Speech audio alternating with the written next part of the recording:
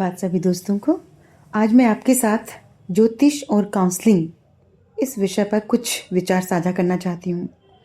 ज्योतिष को अगर जीवन व्यवहार में देखें तो दो बातें स्पष्ट रूप से सामने आती हैं।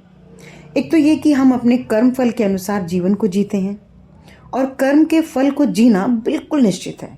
हम अपने कर्म के फल से बचकर नहीं जा सकते, है ना। जैसे कि जो अच्छे कर्म करेंगे तो अच्छे फल मिलेंगे, बुरे कर्म करेंगे तो बुरे फल मिलेंगे। और दूसरी बात कि हमारे कार्यों का जो फल हमें मिलता है, चाहे वो अच्छा है या वो बुरा है, उसे ठीक से जीने के लिए हमारा मानसिक स्वास्थ्य यानी हमारी मेंटल हेल्थ अच्छी होनी चाहिए। इन दोनों ही बातों के संदर्भ में ज्योतिष का ज्ञान दोस्तों हमारे लिए बहुत महत्व रखता है। हमारा मानसिक स्वास्थ्य जितना बेहतर होगा, जितना बढ़िया होगा, हम अपने जीवन में आने वाले सुख व दुख के समय को उतना ही सहज भाव से जी पाएंगे। अब हम कितने सहज हैं ये इस बात पर निर्भर करता है कि हमने खुद को और अपने जीवन में आने वाले लोगों को, घटनाओं को, हालातों को किस हद तक देखा है, स्वीकार किया है, जाना और समझा है।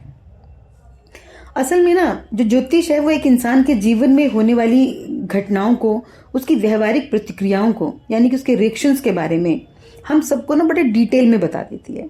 सोचिए, अगर हमें हमारे जीवन में होने वाली घटनाओं के बारे में और उन घटनाओं के से होने वाले जो संभावित परिणाम हैं उनके विषय में पता चल जाता है तो क्या होगा।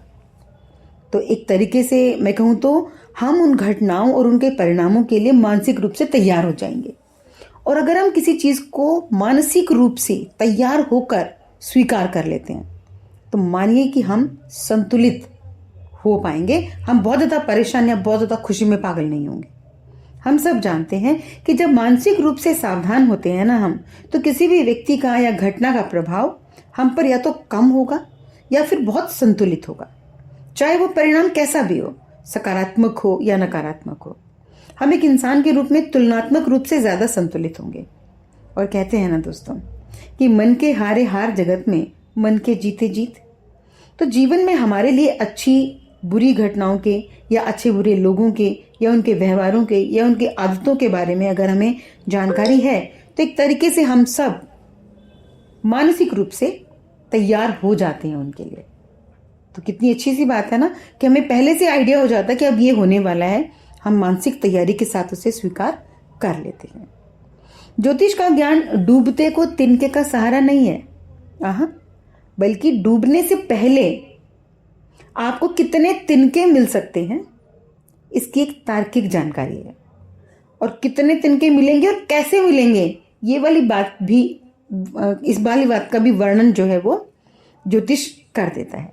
तो साथियों, केवल हारकर, थककर या जीवन से किसी भी कारण से विमुख होकर ज्योतिषीय ज्ञान की तरफ ना आए, बल्कि जीवन को सहजता से जीने के लिए ज्योतिष सीखें और अपने आसपास के लोगों को भी सिखाएं। खूब खुश रहें और अपने आसपास के लोगों का ख्याल रखें। अगली ऑडियो में आपके साथ मैं फिर मिलूंगी आपको, जी हाँ, एक नए विचार के साथ। और इस विचार से कि ज्योतिष काउंसलिंग में मदद करती है हमारी, आपकी मेरे विचारों के साथ कितनी सहमति या असहमति बनती है वो मुझे ज़रूर बताएं। आपके विचारों का इंतजार रहेगा आपकी दोस्त सुमन को। तब तक टेक केयर, बाय बाय।